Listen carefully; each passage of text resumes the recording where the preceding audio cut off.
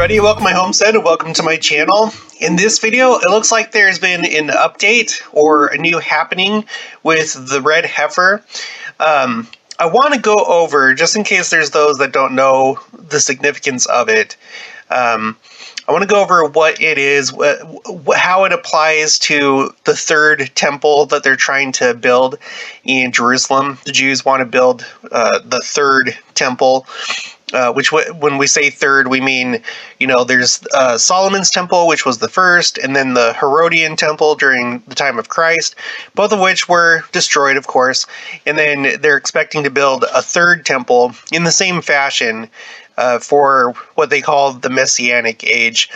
So the red heifer, it has to do with the third temple. It also has to do with them waiting for Messiah to appear, which we know that, Messiah is Jesus Christ, but I've talked about before on the channel how it's really significant that their minds are being prepared for a Messianic age, which basically corresponds to what'll happen in reality, which is the millennium. And we know that there's going to be the Jews that are left over when Christ comes to Mount Moriah, or the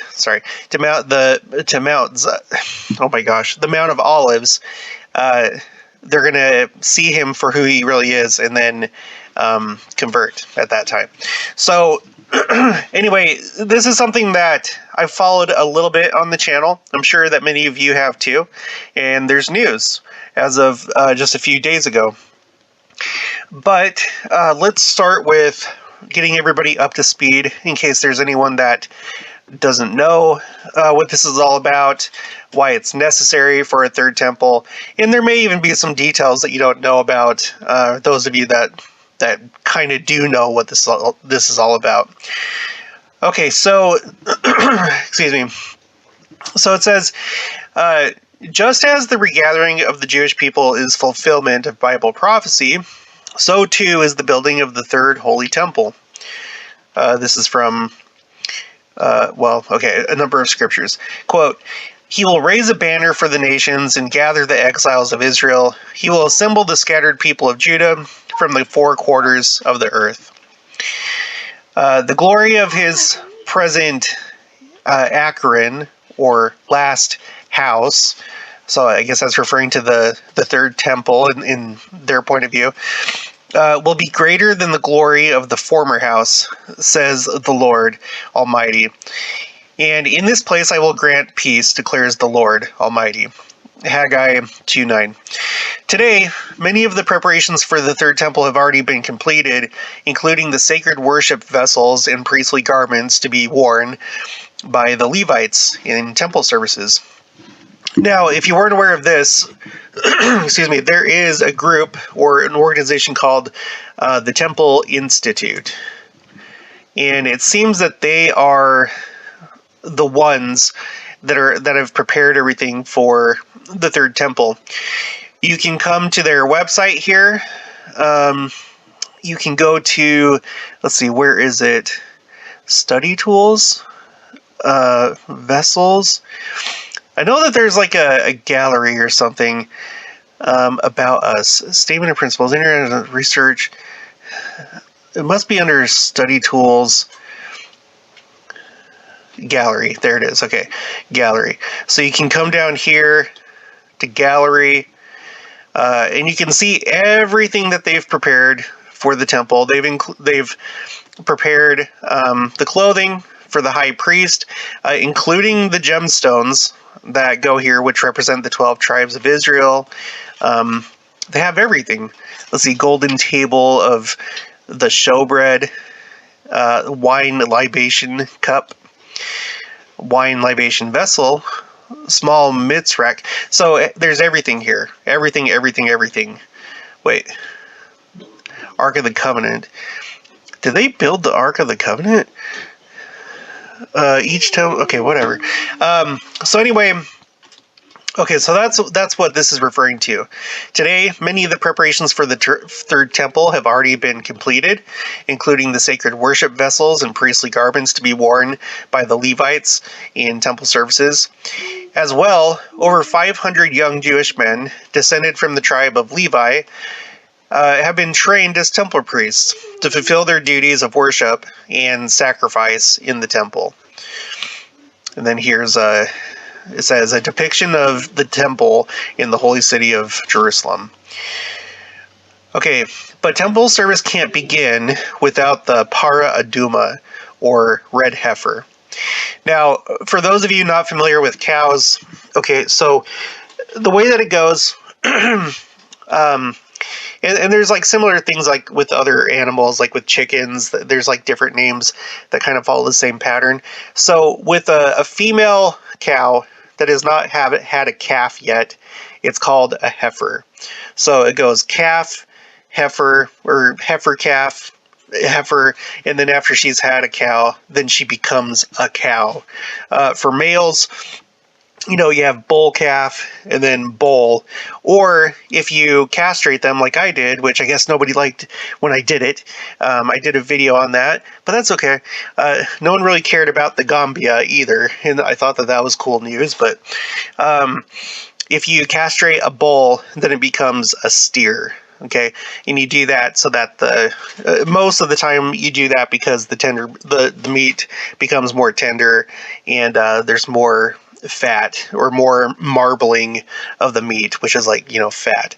So anyway, a red heifer would basically be, from what I understand, I'm not sure if other breeds have red, but I know that the Angus breed has red, so it's probably like a red Angus female cow that has not had a calf yet, so a heifer.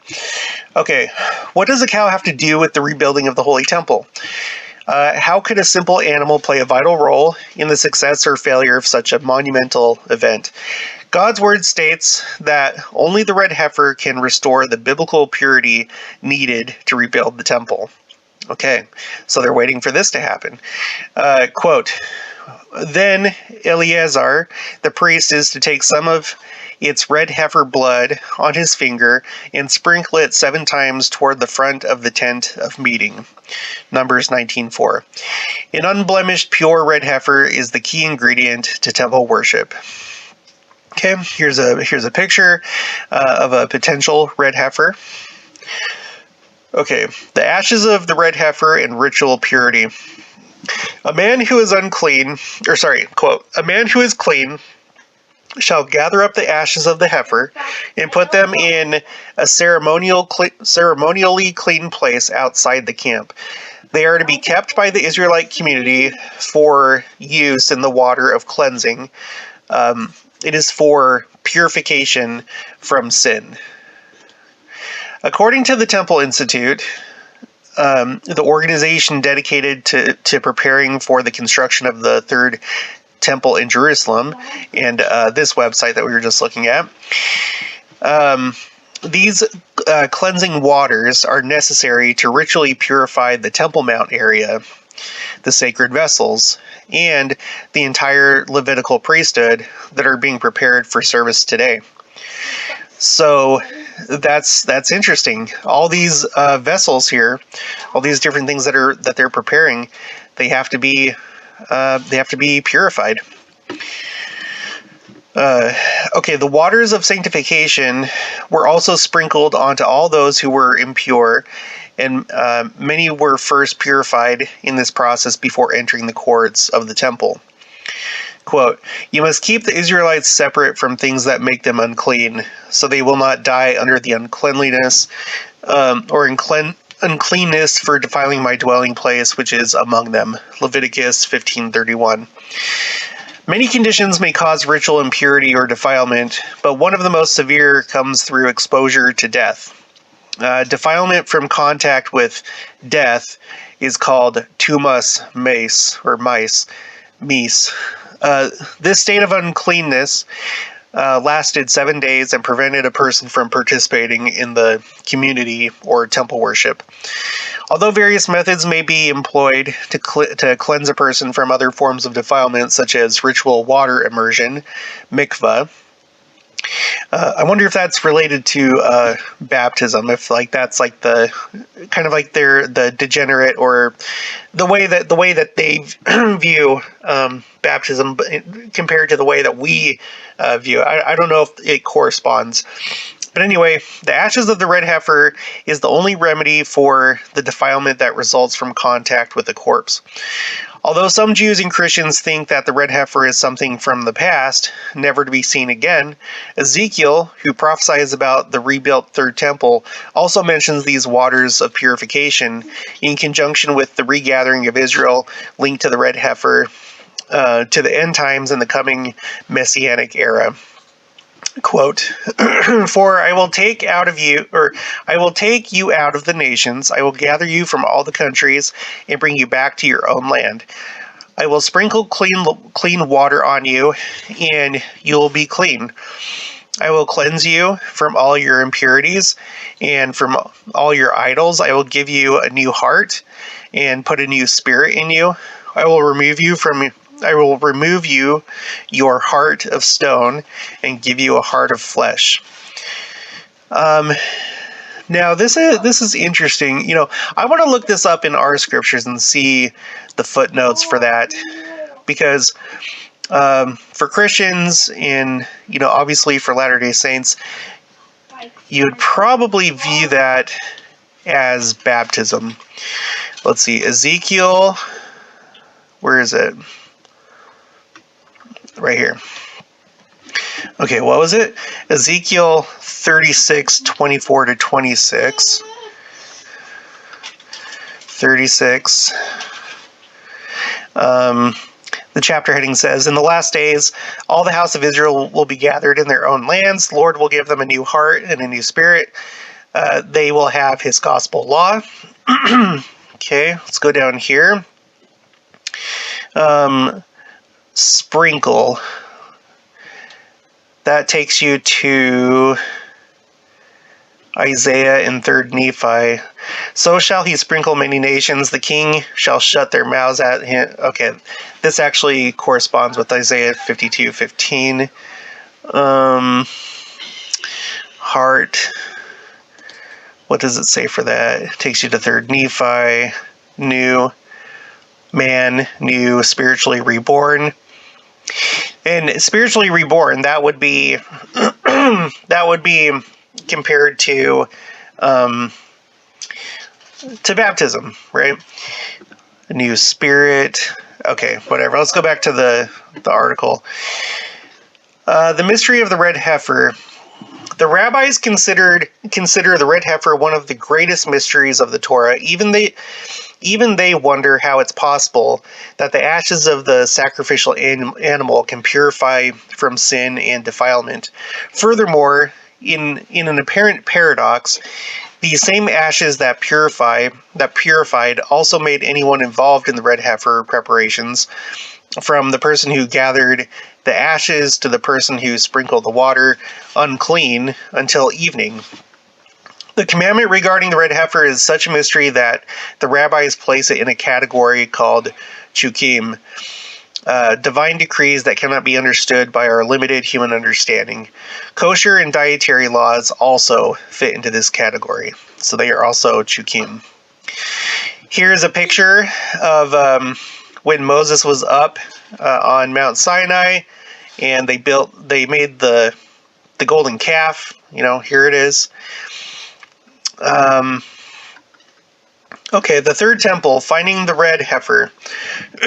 In order for a cow to qualify as a red heifer for his holy purpose of purification, it must meet the following requirements as outlined in Numbers 19, and also in the writings of the oral tradition of the Talmud. 1.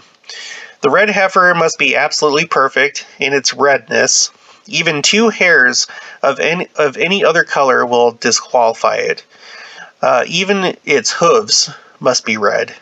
Oh wow, I didn't know about the hooves. And I wonder if they're literally meaning two. So if it has like one hair that's like white or something like that, is that okay? Okay.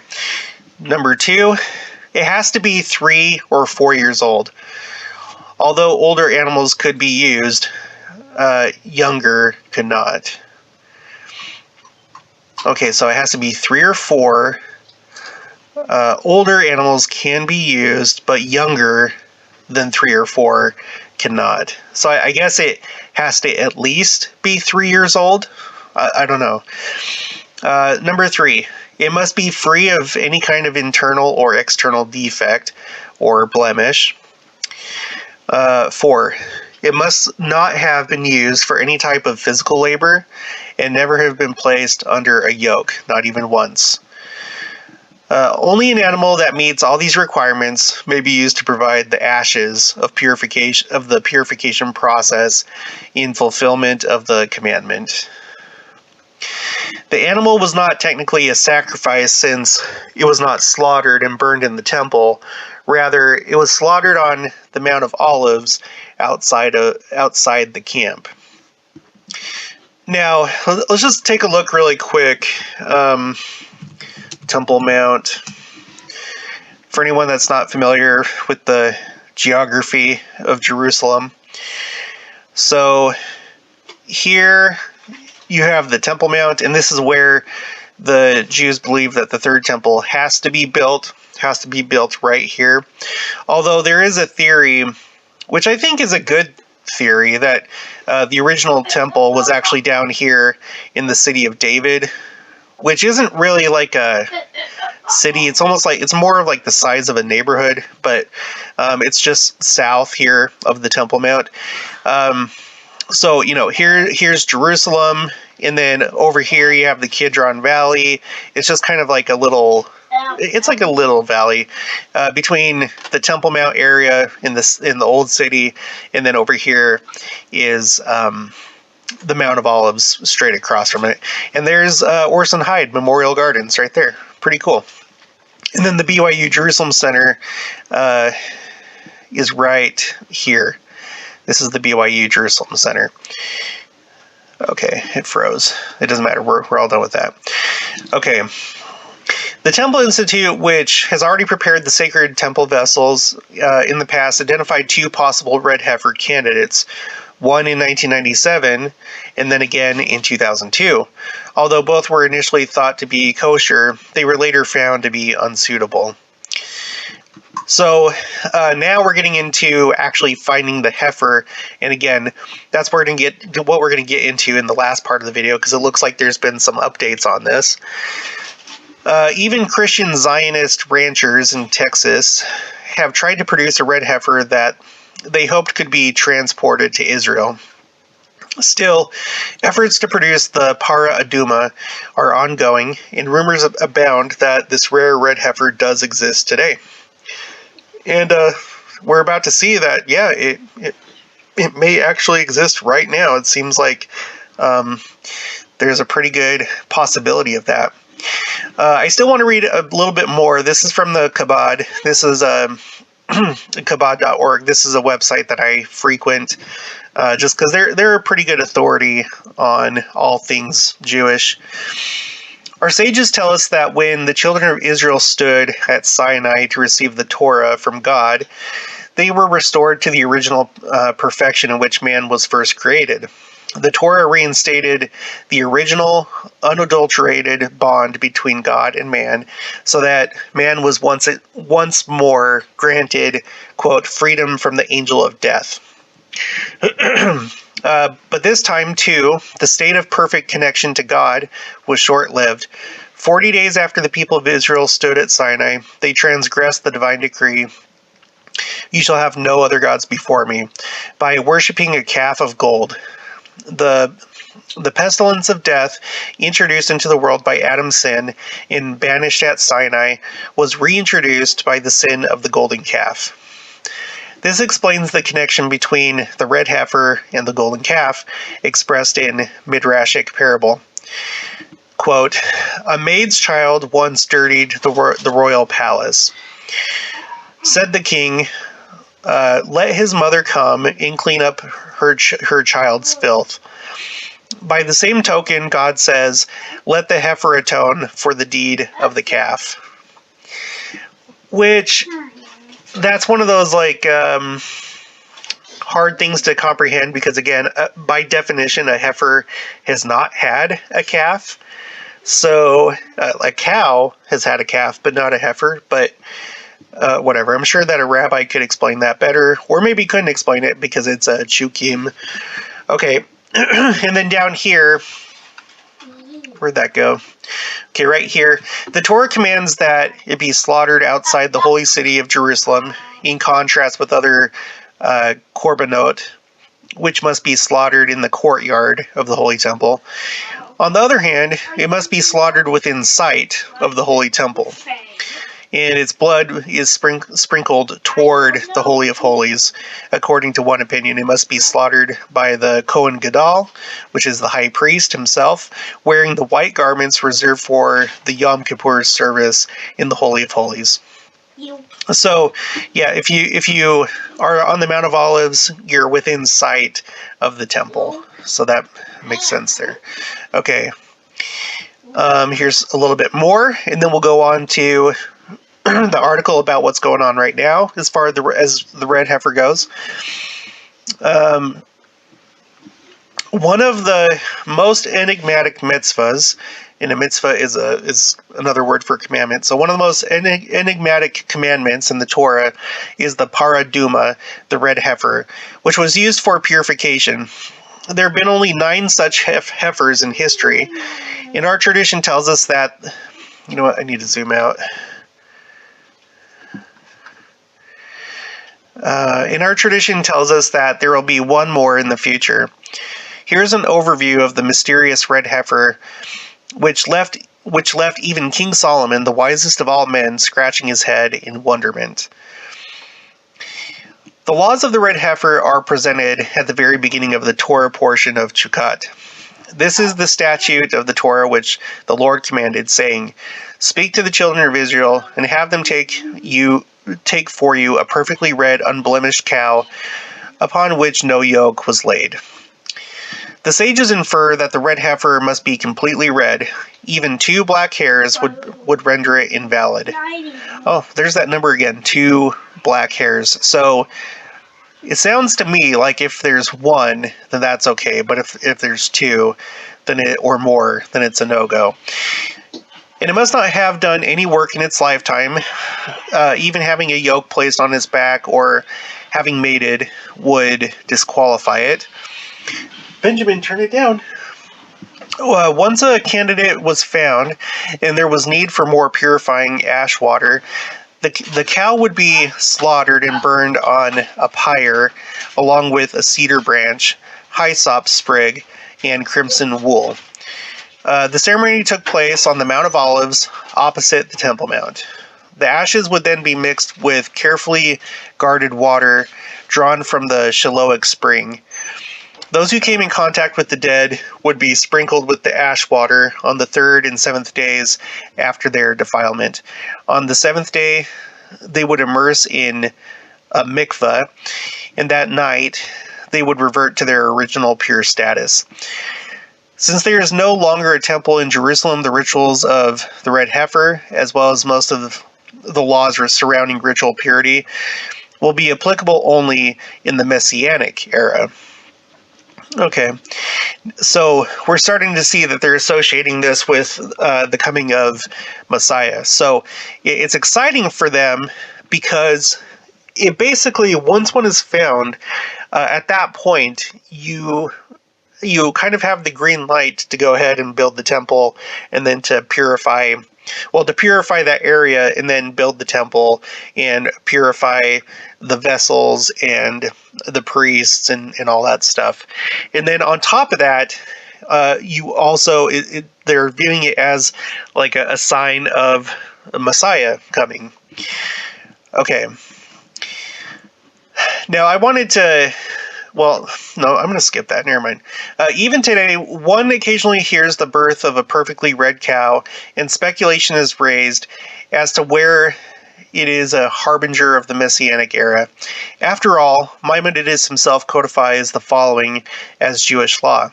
Quote, 9 red heifers were offered from the time they were commanded to fulfill this mitzvah until the time when the temple was destroyed a second time. The first was brought by Moses, our teacher. The second was brought by Ezra. 7 others were offered until the destruction of the second temple, and the 10th will be brought by King Mashiach. May he speedily be revealed. Amen. So may it be God's will. So according to Maimonides, or however you pronounce that, he's saying here that that it's going to be Mashiach that does it, right? Or it's going to at least like coincide with when Mashiach comes. So it's really important to them. It's also important to us, not so much because we believe that Mashiach will come, because we accept Jesus Christ as our Messiah. But it's interesting that once this happens, they're basically officially going to be able to go ahead and build the temple. Now, there is the issue of them wanting to build on the Temple Mount, and something would have to happen with that. But if the temple that is referred to in prophecy, the temple that's going to be in Jerusalem,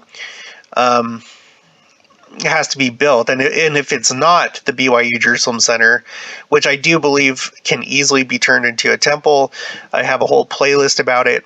But I'm also not opposed to the Jews building the third temple, and that being the temple that's being referred to, or having both as temples, having this original temple where you do like sacrifices, animal sacrifices and stuff like that, and then also having the BYU Jerusalem Center become a temple. So I don't know how it's going to play out, but I still think that this is significant. Obviously, if they're able to build the third temple, then I think it's meant to be, and it's part of the plan, and it plays into the second coming and the millennium.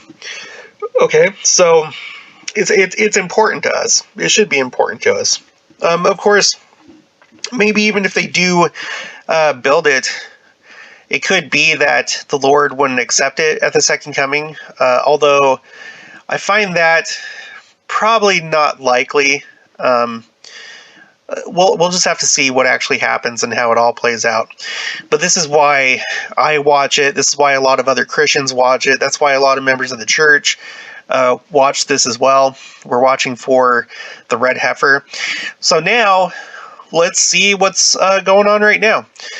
This is from a few days ago, on the 25th of March. I'm going to read this whole article, which is very short. It says, Rabbi prepares for long... Okay, let me zoom in a little bit. Rabbi prepares for long-lost biblical ceremony. One rabbi shares his preparations for the biblical ceremony of purity through a red heifer mentioned in the book of Numbers. Here's a picture of a red heifer. I don't know if this is one of the actual candidates, but it does look really, really red. I think this white right here is just... I don't know what... Maybe not. I don't know what that is. I don't know if that's part of the ear tag. My cow has an ear tag, but it doesn't look... There isn't a white thing like that. So I don't know. Rabbi Menachem Burstein, who heads the Pula Institute for Medicine and Halakha, which is Jewish law, has been dealing with issues related to the Third Temple for many years. Despite his opposition to ascending the Temple Mount under the present circumstances, he is in favor of preparing to any possible degree for the Third Temple. Now, what that's talking about is, okay, there's been a lot of Jews that have been ascending the Temple Mount because they want to be there. They want to essentially have that sacred experience. There's been praying that's been going on the Temple Mount. There's also been Torah laws discussed on the Temple Mount. I did a video about how that was like a first in 2,000 years. There were rabbis that went up there and discussed Torah law, which hadn't happened for 2,000 years. There was Yair Levi, which is a Levite. He went up and he sung on the Temple Mount, which that's the first time that that's happened in 2,000 years. That we know of anyway. Maybe it's happened, but just wasn't recorded. But there are rabbis that don't think that any Jew should go up on the Temple Mount because you risk accidentally stepping on. You risk accidentally stepping on or entering into the area where the Holy of Holies was, or somewhere that you shouldn't be. Probably even the holy place, like which is outside of the Holy of Holies. I'm not sure if you're supposed to even go on that, even though the temple isn't built right now. So that's what that's referring to. One such preparation that he's been pursuing for some time, along with Rabbi Azariah Ariel of the Temple Institute, is the biblically mandated red heifer. The Book of Numbers specifies that the heifer must be completely red, without blemish, and have never pulled a yoke. The heifer would be burned, and its ashes used in a ceremony of ritual purification. Pursuant to the efforts we have previously discussed in this regard, we attempted to ensure that there would be a red heifer ready this year. So he's talking about 2022, explains Rabbi Burstein. The cows were grown under optimal conditions under the careful supervision of pious farmers from the Golan Heights. Unfortunately, during the last year, black hair was discovered in them. End quote. The good news is that the hairs have returned to red within a few months. Quote, at the same time, we are now looking forward to the 2-year birthday of 3 more heifers that were and still are completely red. Now, remember, we just read that they have to be at least 3 years old. Okay, so we are now looking forward to the 2-year birthday of 3. So there's 3 heifers that are about to turn 2. So that would mean that like next year they could potentially be used. But these other ones, I think that these other ones are different than these ones that are about to turn 2. With God's help, and if there are no mishaps within half a year, we have 3 red heifers ready for the temple. What? Within half a year? But we just read that they have to be 3 or 4. Okay, I'm not going to try and understand that, but I'll just take his word for it. So within half a year, so within 6 months, right? April, May, June, July, August, September. Okay, so September. As someone who has invested heavily in the study of red cows over the years, Rabbi Bernstein has discovered that there is a special organization in Scandinavia that specializes in raising red cows because their meat is more tender and flavorful than other breeds. Rabbi Bernstein made use of the technology in use by the Pua Institute to freeze red cow embryos and bring them safely to Israel. The process began some 25 years ago under exacting rabbinical guidance and is now nearing its completion. Rabbi Bernstein also tells of another innovation in the field of study related to the red heifer. Quote, Professor Zohar Omer, together with Rabbi Azariah Ariel, conducted a study and examined the amounts of wood required for every kilo of red cow to obtain the correct ash for the ceremony. I hope that this research will become practical very soon, concluded Rabbi Bernstein. Okay, so it's interesting. So, because the last that I had heard was that they were getting excited about potential red heifer candidates, but then there was bad news because, like it says here, last year there was black hair that was discovered. And according to what we read, you can't have more than one black hair. If you have two or more, then it disqualifies them. But like it says here, the good news is that the hairs have returned to red within a few months. And I don't know if these are the same ones, but again, it says, at the same time, we are now looking forward to the 2-year birthday of 3 or more red heifers. So whatever the case, it seems like things are back on, and we're getting very close to that time where there could be a red heifer, which means, now, I don't know what happens after that. If they have a red heifer, is something going to happen where the Jews start to like insist on building the third temple on the Temple Mount? I don't know. We're going to see how that plays out. I would assume that when it happens, they're probably going to like put everything that they have into making sure that the temple gets built, right? There's also been talk about how they believe that the Messiah is already here. We did a video on the rabbi that passed away just, I think it was about a little over a week ago, Rabbi Kenavieski. He was a very, very, very important rabbi, huge, and there was talk about his death being a sign that Messiah was imminent, and he claimed that he had already spoke with Messiah, with Mashiach. So, and that's like a serious like thing to say from such a like prestigious head rabbi such as himself. So, if I were Jewish, okay, I would be like losing my mind right now, because Rabbi Kenavieski says that he's spoken with Messiah.